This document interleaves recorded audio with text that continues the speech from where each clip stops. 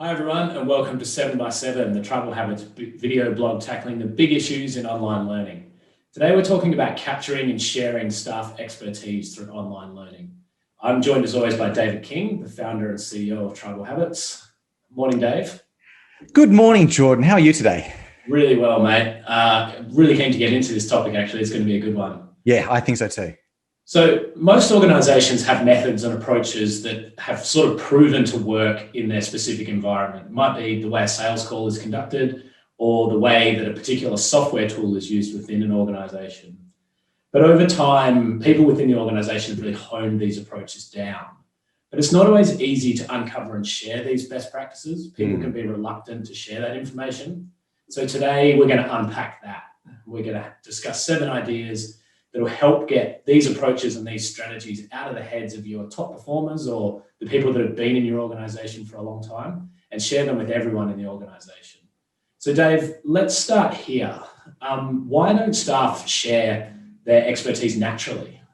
Yeah. Why are we even having the session today? You'd think that if people become experts at something, they'd share it naturally in an organization, but that's usually not the case. I see 3 major things come up in the organizations that we work with. So the first one is the organization has what I call an expert culture instead of a collaborative culture. And in this case, the organization has developed a culture that rewards expert and it rewards power. So it favors those who outperform in a team or become very good at their job, and they therefore kind of rise up above others and they are rewarded for that. And so as a result, those people don't feel like sharing because they'll lose that power, they'll lose that reward that they're getting. So they hoard knowledge, they hoard capability and don't really share it. And that's particularly prevalent in a lot of professional services industries, but you can see it in any industry. Next, staff don't share because they just feel they're not empowered to do so. They're not rewarded for doing that. There is no time allowance for it. There's no recognition when they do it. There's simply no benefit to do it. In fact, quite the opposite. They're just forced to do their jobs. They're told do rather than share, teach, improve, or anything like that. Lastly, even if we've solved the other 2 problems, the third problem can be ability. They just don't have the tools to do it. You know, they want to. There's some culture that supports it, but they don't know what to do. So I don't know, they write a Microsoft Word document and email it around. They lack the tools to essentially share. Okay, so it sounds like the challenge here is kind of a mixture of a cultural thing, but also the opportunity to actually share that information. Which one do you think needs to be tackled first? Definitely culture. So, if the culture, people do what they're rewarded for, people do what the culture builds them up to do. And so even if the tools are there, they won't use them unless the culture is supportive of it. And I think a classic of that is a CRM. I see organizations bringing a CRM to their sales team, but the sales team's not rewarded for capturing data in it or for using it or for taking the time to learn it. And so it sits there unused. So we need a culture that supports collaboration, supports sharing, supports innovation, supports teamwork, and rewards those things, not just expertise. Because then we'll have a change in behaviors. And of course, then what we'll get is more widespread expertise. So the organization wins, but it needs to get comfortable with promoting it that way. Okay, so I'm going to test your management consulting skills here, Dave. How can organizations promote that culture of collaboration? Oh, cool. Let's go to a management consulting oldie but a goodie and use carrot and stick. Yeah. So let's begin with carrots. So I often see organizations say to staff, you must complete a certain amount of training each year, particularly in professional services, but often in all industries. And that training can only be completed by learning. You can't complete it by teaching, which I think is dumb. If I take an hour of my time to teach my team, why shouldn't that hour count towards my training time? I mean, often it's the person teaching who learns the most anyway. And you'll hear facilitators say that all the time. Because they're the ones heavily involved in it. So shift and say, okay, you have to do 10 hours of training this period. You can do 2 hours of that by sharing it, not just learning it, to encourage that. Next, you'll hear some people say, oh, I don't have the time to do it because I have goals I have to meet typically revenue or billing goals or something. And if I spend an hour creating some training, that's an hour I could have been spending earning money with a client. Easy fix. Have an internal training client. And so for the hour they spend building training, they bill the internal training client. Yep. And so it's an internal transfer, and therefore they don't lose anything on their revenue. It just takes that out straight away. Again, you can cap what they get, and they can approach to get approval for it. It's essentially a pool of money, internal money that can be transferred around. It's essentially money saved by the organization because they're not going to have to go out and buy external training anymore, or pay for expensive facilitators. They're going to have all this training being developed internally. So it's a wash for the organization, but it's a realization for individuals. Next, you need to have something around collaboration as an organizational value and then live it. You know, the organization is its culture. And if you look at your cultural values, none of them are to do with sharing or innovation or collaboration, maybe there's a problem there. Similarly, you need to hire for collaboration.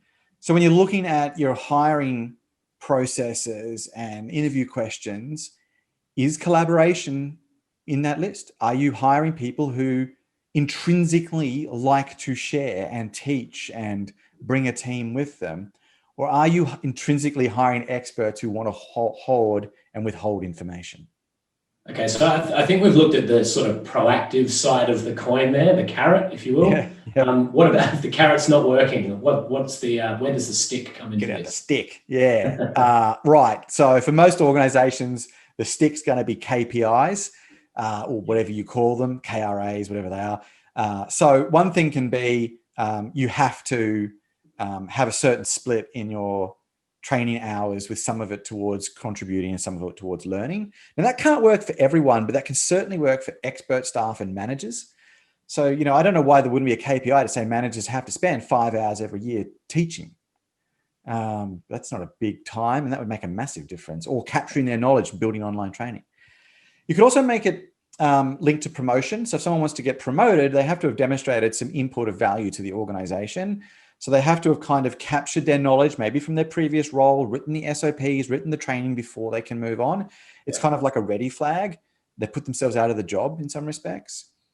Or you can have just the time spent generally on sharing and collaboration. So, you know, any time you spend or any activity you take can count towards a secondary KPI, which might then be a shared bonus pool or help with your overall ranking scores as to how you rank as a person, depending on how the organization does it.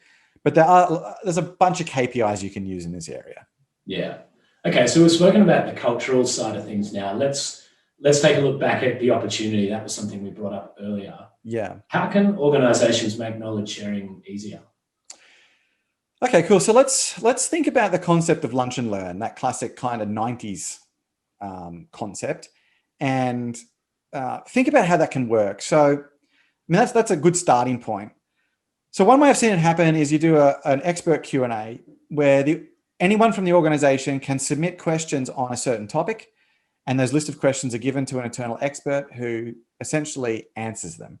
And that could be, you know, in a interactive format, or it could be they've typed up answers and that's now available as searchable. What this does is it kind of splits the burden a bit. So the expert doesn't have to think about what to talk about. They just have to answer questions. And that's really good for experts. Get them focusing on answering rather than having to think about the whole thing. It also ensures that what they're answering is really relevant because we're gathering questions from across the organization. And so they're answering very pertinent things. In a similar way, you can do kind of informal expert interviews. So, you know, grab your mobile phone, whack a person down in a room and interview them. And if that's like a 10-minute interview, answering 10 questions, 1 minute each, bit like what we're doing here, I guess. Yeah. That's pretty easy to create and pretty easy to digest. This is a good example of it. You can make that a bit more formal. And so now I've seen over the last maybe 5 years, organizations might run a webinar, and on the webinar, they do a live interview with an expert. And so the expert is interviewed about things, or maybe gives small PowerPoint presentations. They take questions from the audience. In other words, there's a very easy transfer through. The great thing about videoing them or the webinars, you can record both, and then we can take those video assets and put them in a learning platform for ongoing use, for reuse. And I guess that's why I'm against just a general lunch and learn, which isn't recorded. I feel like all the effort that goes into doing a an actual lunch and learn. It just kind of goes up in a puff of smoke when everyone leaves the room. There's no permanence to it. But if someone's typing up answers to questions, doing a video interview on their phone or doing a webinar, all of that can be captured in a permanent way, put into a good learning platform, made a bit interactive, and we've got a good learning asset. So let's drill into that a little bit more. What else can organizations do if they want to go beyond this lunch and learn kind of one-hit training session? Yeah, a lot of this is really good for online training because a lot of it is knowledge, it's expertise, and a lot of that doesn't need practical demonstration like one-on-one. I can watch a video of it or listen to someone talk about it or watch steps in a process. So online training is good for this. Now, if your organization is large enough to have dedicated training managers, then they could go and interview the subject matter experts and then go away and create online training. And that's how enterprise level firms are going to do things. It's a slow process though, because the bottleneck then is the training manager, because they have to go interview this person, they have to get their head around it, they then need to go and create the training. The SME is going to have to review the training to make sure nothing was lost in translation, and the training manager can only do so much of this. Better is to plug your SMEs, your experts, directly into an online platform and let them create the training. So it goes from their brain into the platform, into the brains of everybody else. Yeah. For that, you're going to need the right tool. And so, yeah, obviously something like Tribal Habits is just perfect for this. Is essentially why we built it. But something where it's easy enough for the SME to do themselves, but still create something interactive. So this is not PowerPoint slides or any other death by answers, Word or PDF or whatever. It's got to be something in online training which is interactive, which can be tracked, which people can be enrolled in, which can be updated, which can stand alone without the SME having to present it, so that if they leave the organization, their knowledge is retained in a transferable format. Excellent. So we've got one final point here, Dave, which is, are there any final tips that you've got in this space? Look, I think this is a classic lead from the top. You know, I often speak that I think managers are the make or break of training. If managers have a bad attitude to training, don't worry about the training, it's not important, it's just tick and flick, just get through it. Anything like that, you know, knowledge transfer in an organization gets crushed. It promotes the expert culture. It promotes the just get it done. But we don't care how, or we don't care if anyone else can do it that way. We don't care about anything but just this little result we're getting in this very next minute. Yeah. So I think if you really want to do this well, and if your organization is like, knowledge is an asset, it's a strategic asset. And the wider we spread our knowledge in our organization, the better we become. We do things better, more consistently, more often. We eliminate mistakes. We reduce time to get things done. You know, if we want to use our knowledge as a weapon to do better in our organization, then there has to be an organizational support of that. There needs to be a value around that, and managers and management need to lead the way. They need to be taking some time to do some training and show that it's okay to do that. If they don't live and breathe it, then employees won't. Yeah, absolutely. I think what we've discussed here today is there's sort of really two sides to this. One is that there needs to be a culture there, or maybe a cultural change, in order for people to view knowledge as a strategic asset and understand that it's something that needs to be shared across the organization. But once that's in place, you need a system or a technology tool to support that and make it scalable and repeatable. And that, here's the shameless plug, but that's where Tribal Habits comes in. It's the reason the platform was built, is to get ideas out of people's heads and to share them across the organization. So if you are interested in this, I'd encourage you to jump onto tribalhabits.com or shoot us an email at hello@tribalhabits, and we'd be happy to talk to you about it. But yeah, that's all we have time for today. So thank you, Dave. Yeah, no worries, Jordan. I obviously was quite passionate. I'm really passionate about this topic, so it was great to talk about it. Yeah, absolutely. Okay, thank you guys. We'll see you next time. Thanks, everyone.